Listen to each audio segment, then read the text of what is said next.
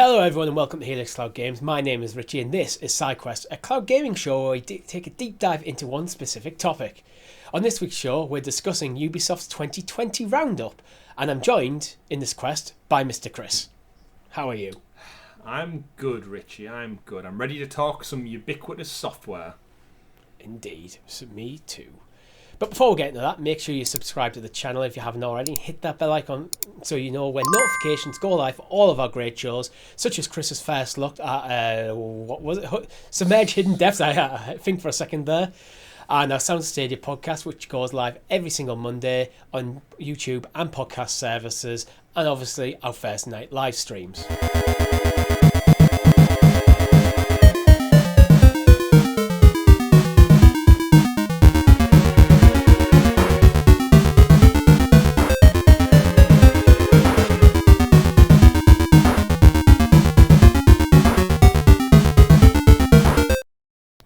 So Chris, good old Ubisoft, 2022, what are they bringing out? So this is the continuation of our mini-series and what the major developers are pulling out this year, which we had a slight pause from, but now we're back to it.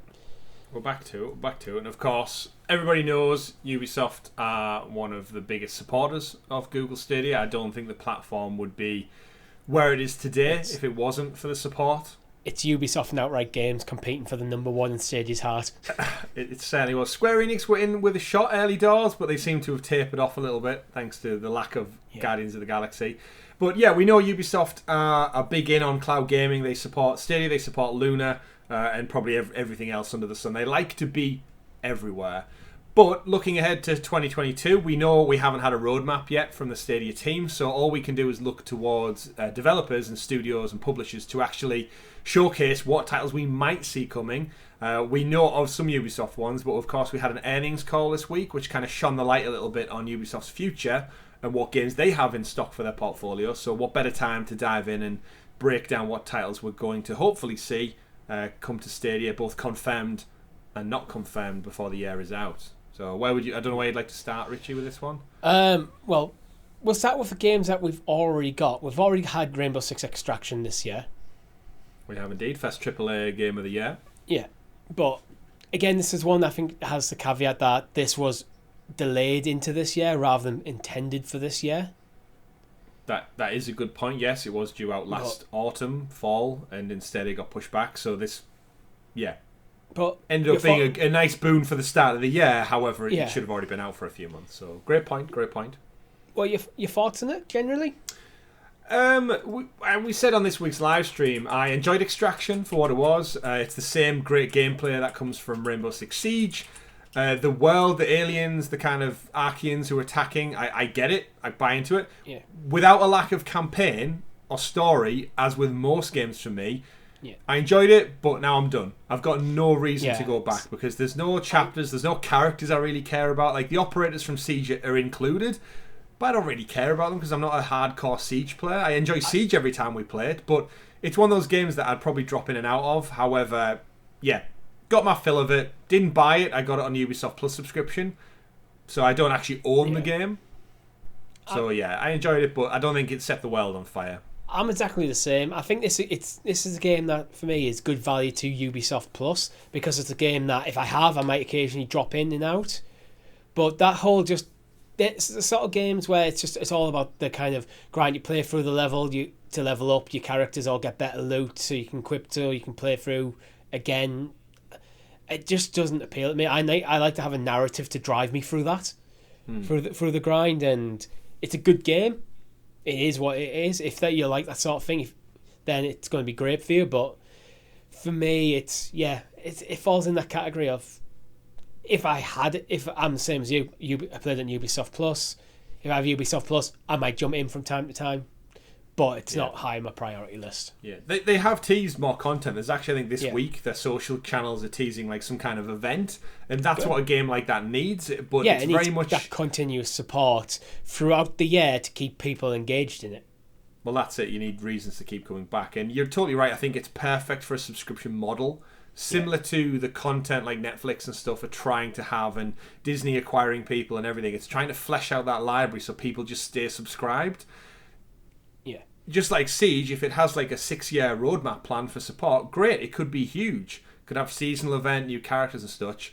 And I probably will drop back into it, but it's not something I'm going to play for hours and hours on end, because after you've done certain missions a couple of times, you've defeated certain enemies, you've upgraded, like you said, your skill set, and you've got the grenade, the flashbang, and certain weapons.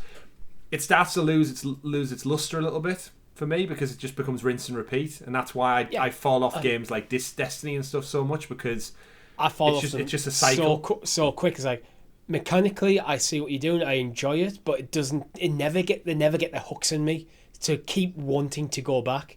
So it's like, after our Rainbow Six Extraction streams and our Rainbow Six Siege streams, as much as a great time I've had during the stream, I just don't even think about it.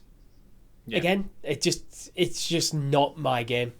Yeah, and that again could probably just lean to the type of gamers we are and where we are in our lives. I'm sure if I was 17-year-old still in my bedroom at my parents' house and I had literally nothing to do because I'm a young child with no responsibilities outside of college and seeing my friends, I could play Extraction repeatedly, hours upon hours, until the early hours of the morning. However, as an adult with responsibilities, a full-time job, and everything else, I prioritise my gaming time more. And like you said, if you don't have a narrative or characters or a reason to come back to that, then why would I grind for 6 hours on the same level just with a slightly different objective every single time?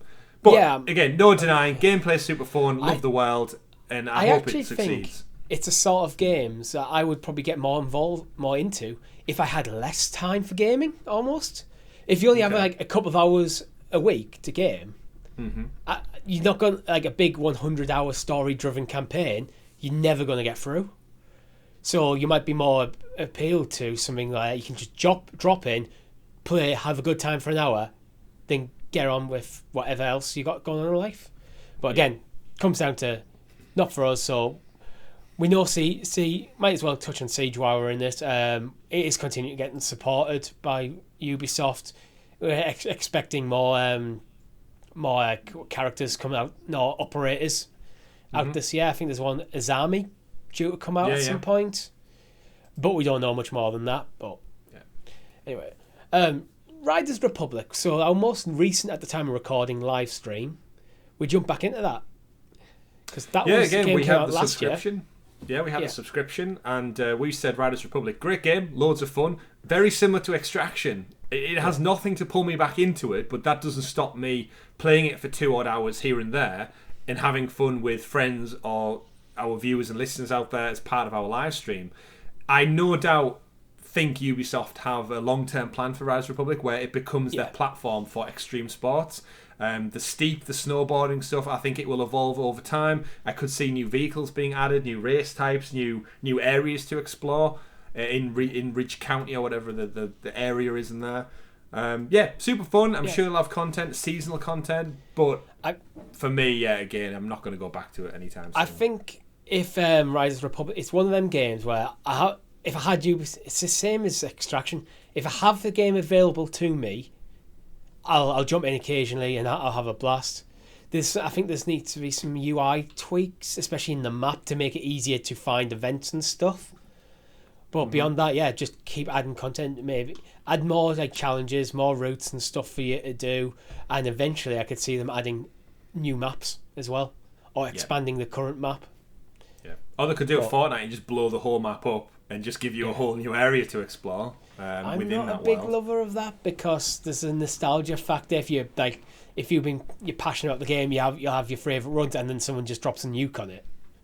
Yeah, it's an interesting side note. I've seen a few people with Destiny 2's Witch Queen on the imminent horizon, or probably out actually at the time of listening when this goes live on free feeds. But people saying that Destiny takes away content and they kind of like put it in a Destiny vault and then they release it as kind of like special DLC or seasonal passes. And there's people on social media, rightly so, in a way, saying, well, I paid for this content and now after several weeks, months of using it, you're taking it back away from me because it's part of the season. So you can sell it to me again. You will not sell it because you own it at that point. Yeah. So it's just it's rotated into like levels and maps, I believe, from like the original game are brought back into it and then taken away. And it's kind of ironic how it's like how many other walks of life do you buy something and then it gets taken back off you after you've paid for it? I suppose that's just part and parcel of something being a games as a service. You're not paying for the content; you're paying for the service, and they'll rotate. I'm not sure how I feel about that, because if you don't buy the new season pass, then you're out of pocket. I don't know. Like, it's if it was an interesting one. If there was just a single season pass and they rotated what content was on the season pass, I think I'd feel different to it. Or if it was like a subscription, but if it's like, this is the season pass, here's the content you get with it, I think it should just stay. Yeah, it's almost like you're paying £5 a month for the season pass content, and we rotate. That feels different. It feels different, but I don't know. It's weird. It's almost like Netflix when they lose shows or shows drop off Amazon Prime, and people are like, I was 5 seasons out of 6 through, and it's now gone, and it won't be back till God knows when. But Destiny's not Ubisoft, so let's move on to let's go to something different. Let's go something odd. Ballers. It's terrible. It's terrible. Terrible stuff. Get out. For those who don't know what Oddballers is, it's the little indie title Ubisoft have picked up to release. It's essentially dodgeball. It's a bit actually like Outcasts for Stadia players out there. You have a small team, skins, cosmetics, and you have different varieties of maps where you throw dodgeballs at each other and take out the opposition on a little series of mini games almost. Looks fun. I don't think it'll be anything groundbreaking. It is confirmed for Stadia, so it is a game we're getting. It's definitely not AAA, but it'll be one that it'll probably drop at like a £15 price point, and it'll be part of Ubisoft Plus.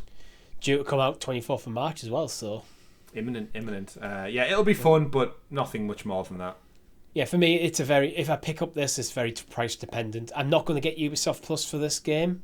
Yeah, same. That depends. I'd consider it.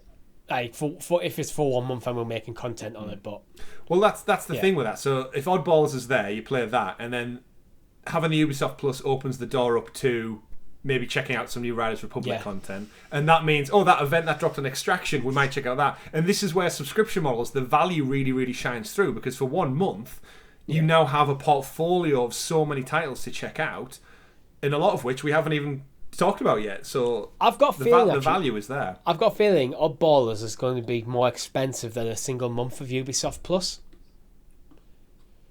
So possibly. Which means we'll probably end up picking up Ubisoft Plus for this in March. We'll have to see. Not promising anything there. Something else. What do we go with? Let's talk about Skull and Bones. Will it actually come?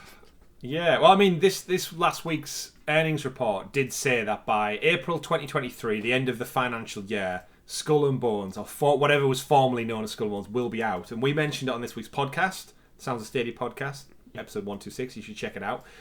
We went into Skull and Bones saying that this game needs to come out. Yeah. It needs to come out soon, but we would love it to almost have like a reboot, relaunch. It needs it, I think, because it's been so long since it was announced now, and it keeps getting delayed. I can't remember much about the game. Like, I can't visualize the initial release trailer anymore. Just visualize Black Flag, Assassin's Creed Black Flag, and you don't get out your boat. There's no campaign, so that's it. Yeah, you've got it. Which is why I hope Ubisoft. It's been in the works for so long. I hope they've took on board all of the learnings across all of these games as a service, all these seasonal content, and all their NFT crap. And they come back with Skull and Bones and go, you know what? You like the initial concept of Skull and Bones because it was Assassin's Creed Black Flag.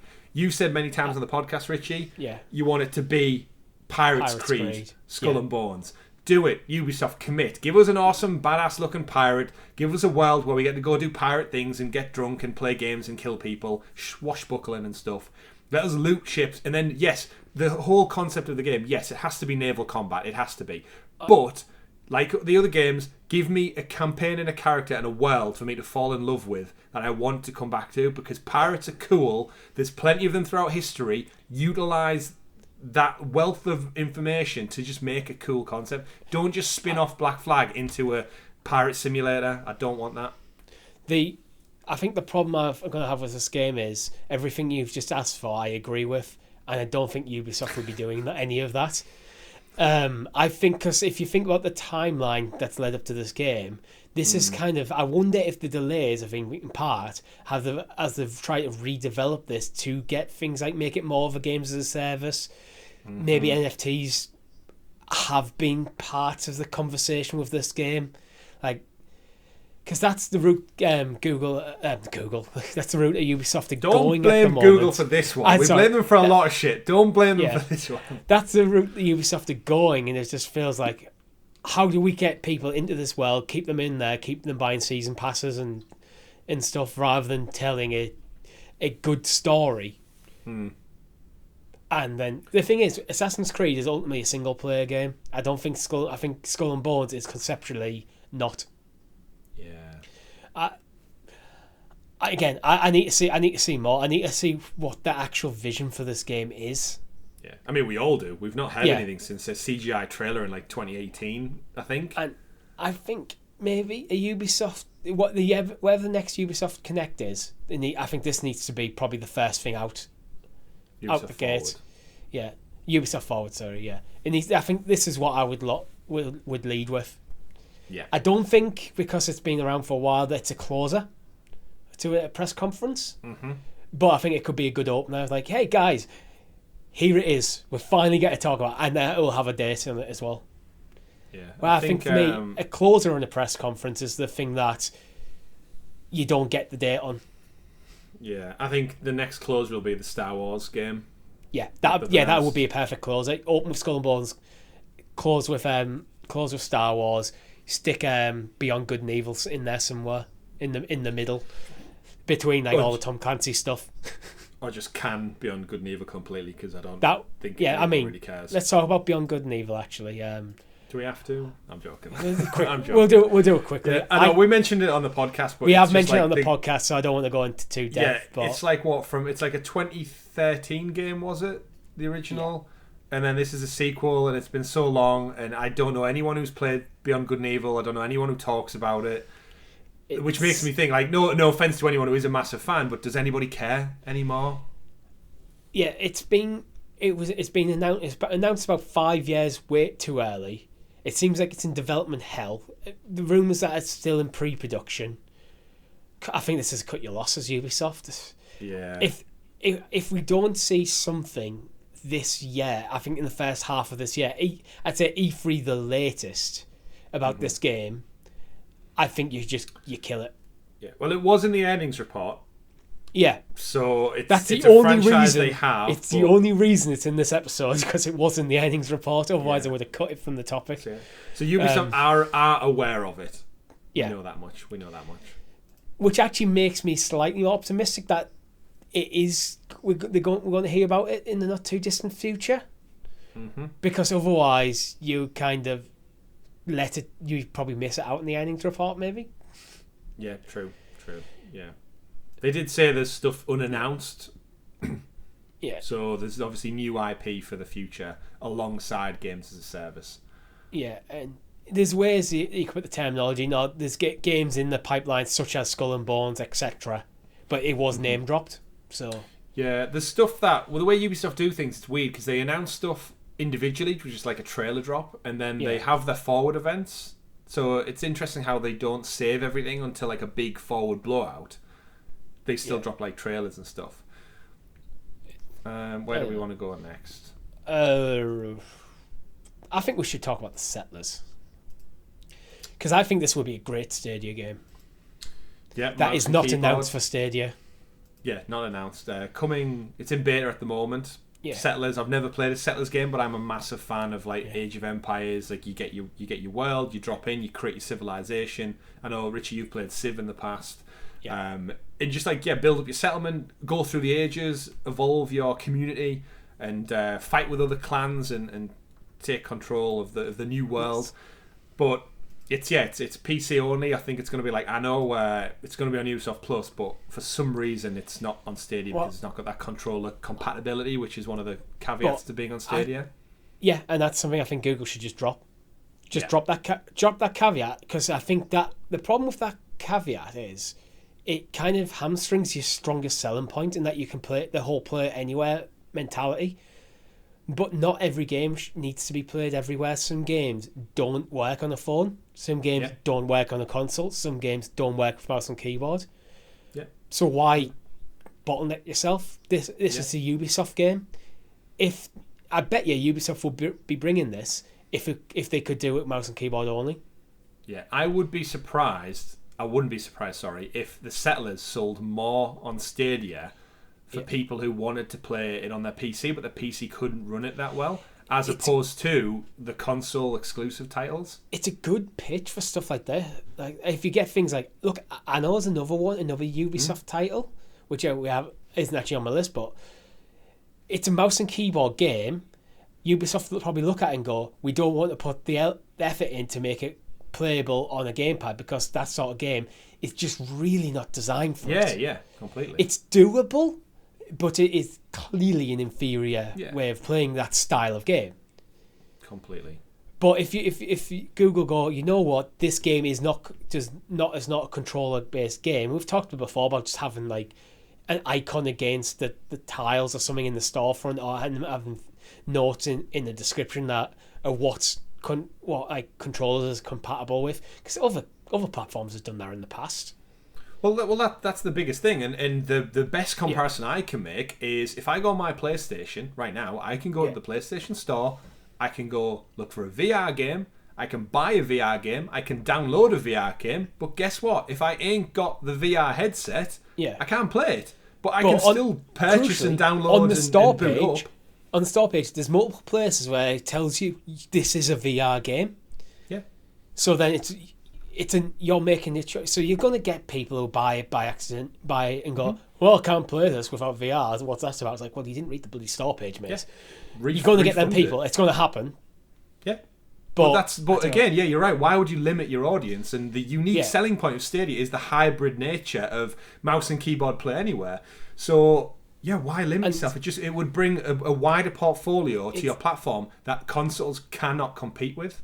Yeah, it carves out a bit of a niche as well for it, because like, you can play Assassin's Creed if you want to play a controller. Yep, Assassin's Creed. Or now I want to play the Settlers or Anno. It's like, you can all in one ecosystem. Yeah. Without needing a PC that's good enough to run them. I would 100% play Settlers on Stadia. Yeah. For that reason alone. We've talked about it before. I mean, it's EA, but The Sims is another in that category. It works much better with mouse and keyboard. Just drop your requirement to have a controller, and let people play games. Yeah, and funnily enough, Sims ties in with a story I've told on this show before. Yeah. Muggins here, as a kid, went out and bought the Sims on Vacation DLC box, thinking it was $19.99. That's way cheaper than the main Sims game. I only want the holiday content. Great, I'll get home, buy it, put the disc in. You need the base edition of the game. What? Yeah. What does this mean, Mum and Dad? Apparently it doesn't work without having the original game. Duh. But obviously, people will buy it. Even when it's on a box on a shelf and it says on a little sticker, you need the original game to play, it happens. I still think you did that. I still think you did that intentionally to trick your parents into buying you the DLC. Well, I mean, if I buy the DLC first and go, oh, Mum, it doesn't work without this, I need to buy this. Go on then. I mean, in for a penny, in for a pound, right? Quite literally. Yeah. I don't think you should hamstring your potential portfolio by the caveat of it has to have a controller, especially when the likes of like PUBG stripped out the mouse and keyboard usage. Yeah. So it's a thing, and we have like console editions of Planet Coaster, Jurassic World Evolution, which we know play better on mouse and keyboard. Shout out to Frontier, bring them games across. I'd love to see them. But the thing is, it sets. I mean, let's move on from that conversation, because that's a side quest in itself. I was about to go on another tangent. It's like, no, stop yourself. What do you want to go with next? Should we tackle the Tom Clancy block? Yeah, Tom it really is a block. We don't know much about them other than they are coming and they are confirmed for Stadia. We know Division 2 will be getting Year 2 content. It was pushed back from the back end of 21 to 2022. So we know that's coming this year. I'm looking forward to it. I haven't played the Division in a long, long time, and I have a lot of respect. It's probably one of my favourite Tom Clancy games. Mostly probably because it's third person. There's just something about third person games that I just adhere to more. X-Defiant couldn't give a shit. at all. XDefiant just to me looked like a Call of Duty clone. I was like, fine. And yeah, if I want to play a first-person shooter with those bright, zany colours of yellow and pink and stuff, I'll just go play Far Cry New Dawn or Rainbow Six Extraction if I want the gunplay. XDefiant does nothing for me, and it's a stupid name. Yeah. Sorry to anyone out there who's looking forward to it. And you know what? When it drops on Stadia, we're probably going to play it. On Ubisoft Plus, because I ain't buying it. That's Yeah. That's Division Heartland. Yeah, so the Division 2 was potentially spun off into the Division Heartland as like a free games as a service. I can't remember if it's Battle Royale or not. It's just like a free Tom Clancy Division spin-off. But then Division 2 did so well, I think they reflected and committed back to actually, you know what, we'll just keep supporting D2 rather than do this. But evidently Heartland's going to be a thing. If it's free to play, certainly going to check it out. I believe it's confirmed for Stadia as well, so happy days. It's more quality AAA, yeah. So. And last in the Tom Clancy block is the Splinter Cell remake and reboot. So far off, I don't think we even need to worry about it at this moment in time.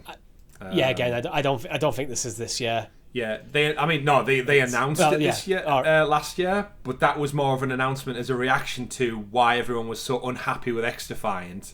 Yeah, they were like, right, okay, give them a bone. We're doing a new Tom Clancy game from the ground up.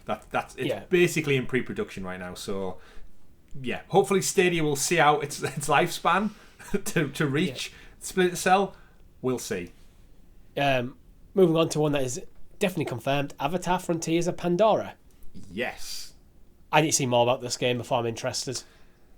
The biggest thing for me, which really sucks, is I saw it look gorgeous. I like Avatar. I don't think it's the best movie of all time. I think it's very overrated. I think the IP has potential for a game.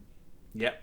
I mean, they had a game out. They had a PS2/3 game out when the original movie came out in like 2009. The ride, Disney World, fucking amazing. It's like one of the best rides I've ever been on. Definitely recommend it if you're out there in Florida. Lucky sons of bitches. But yeah, in terms of a game, it's first person, which the trailers don't really let on. So I'm guessing it's like Far Cry in an Avatar world, which should be fun. But I feel like I would like to see my Avatar Navi character running around. I'd like to see me flying on the creatures. I don't want everything just to be. Yeah, I must admit, I don't mind first person, but I think for something like this, third person would be better, especially if you want to put things like, here's the thing for you, Ubisoft, you like selling stuff. Cosmetics don't really work in first person. Yeah, that's why Far Cry 6 was a bit weird for me. Like, you make your character, but then you never see them outside of cutscenes, so what's the point? So third person, you see your character, people are going to change how the character looks. They want to see the character looking good. So you can sell stuff. You like selling things, so. But I don't know. I don't necessarily think it's going to be a bad game, but I don't think the Avatar IP is strong at all. Well, I mean, we'll have to see with that one. The movies could come out and absolutely smash it again and bring back all of the millions and millions that they did originally at the box office. But part of me thinks it's been so long, no one really cares anymore. Sorry, Jimmy Cameron, but I don't think anyone cares anymore. It's a shame with all these with all these Ubisoft games that they don't just have a toggle where you can jump between first and third person. I know it's not as easy to implement because of gameplay and stuff, but I'd love to play Far Cry and just toggle to third person because you can do it in the camp. Yeah, so let me do it out in the world and just let me have Division style shooting. I think the problem would be you have effectively having to build two different styles of game into one, have them both work perfectly. So it's like double the workload. Yeah. But so unfortunately, I think it's a case of for most games you're going to get one or the other. But yeah, this is one I just need to see more. I need to see more of what the gameplay loop is, because if this is just Far Cry set with an Avatar skin over it, I'm probably going to not pay much attention to it, to be fair. And a game that needs a bit of attention is Prince of Persia. I think it's got bad attention, and I think the reason it's been delayed so much is because they realised that it needs polish and a lot of work on it. For a remake, it looked horrible. When was it announced? 2020? It must have been. Yeah, announced 2020, supposed to come out 2021, and then it was delayed in 2021 after the big reveal, and then it was, I think, pushed back even again back end of last year. Prince of Persia one for me. I played the original game. I actually got stuck. I think as a child, my brain couldn't figure out one of the puzzles, so I just stopped playing the game. No internet, no guides to go and help. I think I bought it, played it so far through, got stuck on a time rewind point, and just went, I don't know what to do. I couldn't figure it out. So again, this is another one is expected this year. But since the initial reveal, the only thing we've heard about is I think it's been delayed twice. From a new studio as well, we should point out. It's Ubisoft India. I'm not optimistic about it hitting this year. This falls into a similar category for me as Beyond Good and Evil 2 and Skull and Bones, where the next Ubisoft forward needs to have this in it. If it's going to be this year, it needs to be there. I think it's going to get pushed back again. I do. I think again, latest we need to be hearing more about this game at E3. And I think that might be it for the things that we reasonably expect to come this year. Yeah, I mean, there's obviously Assassin's Creed Infinity rumours, but with Valhalla having like the big Dawn of Ragnarok, I think it's safe to say Valhalla is just going to be this year. It's a temp. Valhalla, I think it's pretty much confirmed for Assassin's Creed for 2022 at this point. So I think Infinity at the earliest is next year. Yeah, we might get an announcement. Like I could see this being at E3 or maybe at the Game Awards or something later in the year. Yeah. And then the big final one, I guess, is just the Star Wars game, which is probably so early in development. Yeah. I reckon it would be a tease, like a short teaser trailer of concept art, similar to Star Wars Eclipse from Quantic Dream. I think you're going to get like a cinematic, some Star Wars piano music over the top, and then 2023, even though it'll be pushed back to 2024. That kind of like bit going on. There's a couple of places where I could see info about this game. Star Wars Celebration, is that in May? Yeah, it is. Yeah. So that it could be there. Game Awards feels likely for something like this. E3 is always on the cards for anything like this, but we might not even get anything this year. Yeah. It's such a weird one. We know EA have said the Star Wars Jedi Fallen Order sequel. There's another game they're working on. You've got Eclipse from Quantic Dream, like you said. I'm looking forward. This is the Division team who are making this game, so for me, I've got high hopes. Like if they can make, like if I'm a Stormtrooper or a Dark Trooper or something in the Star Wars world, and it plays as fun as the Division is with a Star Wars narrative throughout, and I'm on different planets, it has the potential to be like a Battlefront, but in third person. Yeah. Which I hope it is, because I used to love playing Battlefront 2. Again, I think I'm just obsessed with being third person, Richie. Yeah, it's I think that's my thing. Yeah, that's my style. Horizon Forbidden West is now in first person, by the way, Chris. No, it's not. It's installing. You know what, though? Out of all these games, we should point out, we recorded the podcast. Both of us had our copies of Horizon Forbidden West delivered during the recording. Between recordings, we put it on to install. 96 gigabytes, folks. 96 gigabytes to install one game. All of these games we've listed and talked about in this show. You know how many downloads we'll need to do on Stadia? How many updates? Nothing. You hit play, the game boots up. You really can't go wrong with that at all. And when I came back upstairs, it still said a couple of hours to install. It might not even be done after this show. But I don't think it will be. It's a half-hour show. Third person's the way. But the one thing I could actually see potentially happening, and would be quite a baller move on Disney, is, you know what? Star Wars is going to take over E3. The massive entertainment game's going to be there. We're going to give you Jedi Fallen Order 2. We'll give you a bit more info about Eclipse. Drop all three in one E3, and suddenly Star Wars is the talk of E3. Oh, all eyes on the IP. You know what? It's probably for another side quest, Richie. Yeah. What if Disney bought Stadia? That's a start. We'll do dun, that. Dun, dun, and we'll end on that. But that's all we have time for you this week. If you've liked the video, hit that like button and consider becoming a member for as little as 99p, where you can get early access to this very show. As soon as I'm done editing, it goes live on our membership feed. And if you've got an idea for a topic that you want us to discuss, or you just want to hang out with some awesome people, we have a Discord server. The link is in the description below. Thank you very much for watching. Let us know in the comments what game of this list that you're most excited for this year, I've been Richie. I've been Chris. Quest completed.